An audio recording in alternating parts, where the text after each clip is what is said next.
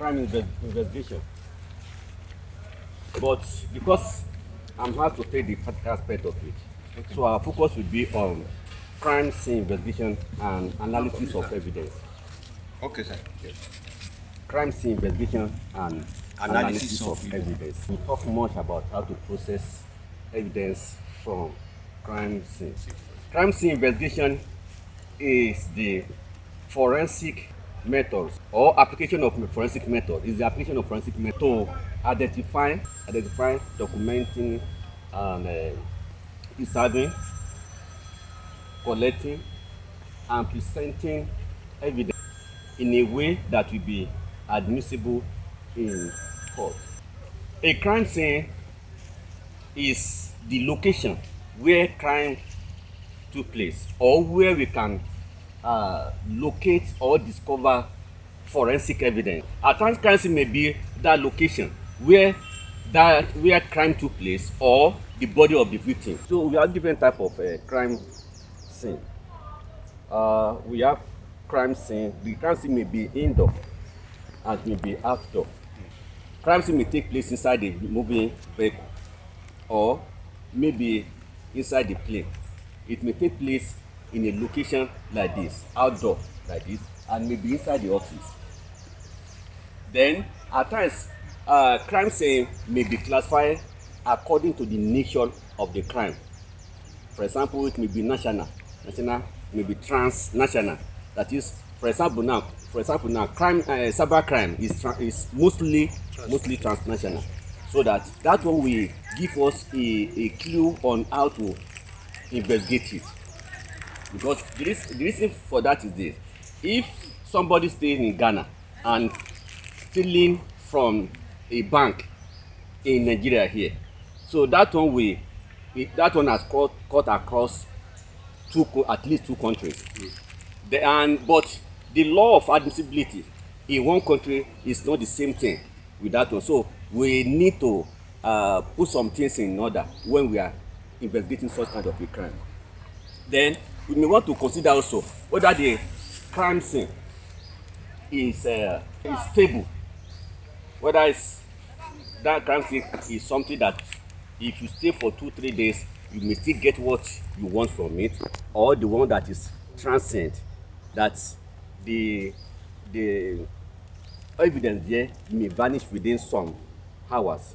So all these things must be put into consideration. Now we want to use this as a kind of a hypothetical case where we are called and we are told that there was a kind of a fight between two people or two groups, maybe student or staff, and one of them died.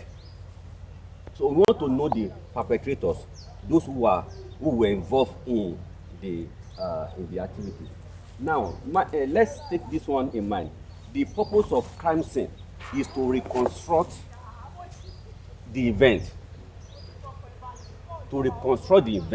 Number one, to get the perpetrator, to identify the suspect, and also to have evidence that can back up whatever you want to present to the court.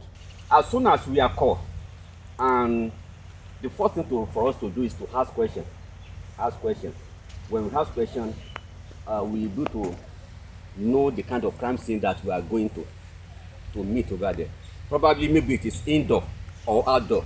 If it is indoor, for example, something that happened in an office, or something that happened in a room or in an apartment or a building like this, is different from the one that happens outdoor. Now let's assume this thing happened outdoor like this, and the first thing we have to ask them about whether you can get a first responders around. You can get them around. You tell them to condone this place off so that nobody will be able to enter.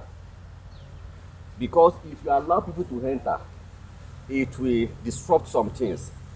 Let me tell us this: the crime scene is an ecological system that comprises of biological, chemical, physical, and human factors.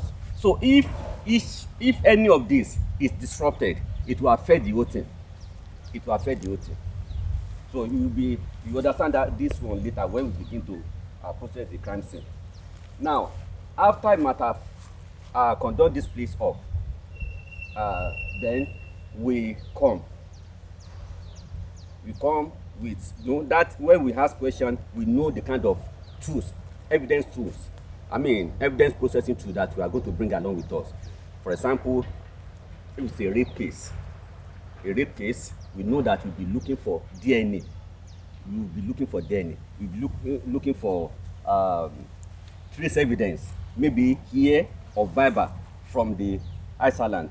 So we'll be looking for something. So in that case, we'll be coming, when we are coming, we'll be bringing a DNA swab stick with us. We bring a twister with us to take to look for ear or Viber from the cloth of the, because there's a law in forensic that says that when there is contact, or every contact leaves a trace. Every contact will leave a trace. That is, wherever two objects come in contact, they normally transfer, there's transfer of substance from them. For example now, if somebody, or let me be specific, when the criminal or the suspect is coming to a new location, it's coming to that location with something, and those things are the characteristics of that person. He's coming with his own characteristics, which will be deposited there, and he will take characteristics of that environment along away with him. Now, you may want to ask me, what are these characteristics? Okay, let me try to explain that one. There's a law, there's another law in forensic, and that law says that every individual, that law of individuality, every natural or artificial object possesses a set of characteristics that can never be duplicated in another object, which means whether it is natural, it has some characteristics that you cannot find in another one. So that natural object is unique to himself alone. The same thing with artificial object. Every artificial object will possess a set of characteristics that can never be found in another artificial object. So that object is unique to itself. So which means I, as a person, assuming I'm a suspect, I have a set of characteristics that wherever I go, I take my characteristics with me, and there is possibility for me to drop some of the characteristics in that environment, and I will take from that environment the characteristics of that environment. For example, these characteristics are our DNA. You have DNA. Your DNA is unique to you, except when you have Siamese twins or Siamese triplet. That is a triplet that is formed from the same sperm, the same egg. Thank you, sir. So apart from that one, every individual will have unique DNA. Then apart from that one, we have fingerprint. Our fingerprint are unique. This fingerprint is different from this print. This one is different. None of them will be the same. Not even to talk of another person. So the fingerprint is unique to me. Even my footprint is unique to me.